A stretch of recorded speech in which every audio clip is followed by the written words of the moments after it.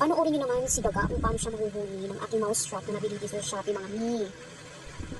Malaki yung mouse trap na nabili ko. Sulit na sulit ang aking binili dyan. Dahil marami na akong nabiling mouse trap, ay talagang hindi siya makahuli-huli. Ang hirap hulihin ng dagang ito. Ang dami na napinsala dito sa tindahan ko. Ayan.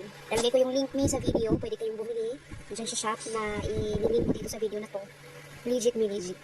Yan, malaki na yung dagang yan. Talagang napakahirap niyang hulihin. Kaya sulit na sulit niya ang ibibili niyo dyan sa mouse trap yan. Malaki siya, kahit pusa, kaya niyang ikulong dyan. Masyami. Malaki na yung dagang yan. Alaga sa tindahan, marami na siyang nangat-ngat na paninda. Luging-lugi ang Nemo Mongs. Yan, huli. Thank you.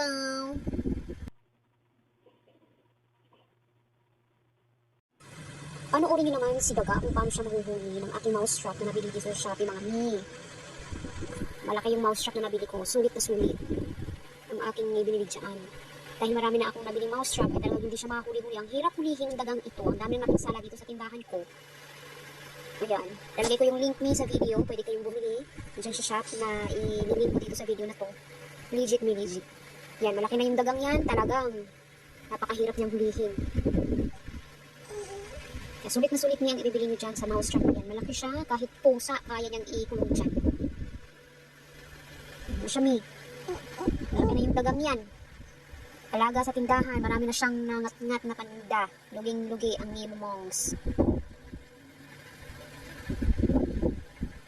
Yan, huli. Thank you.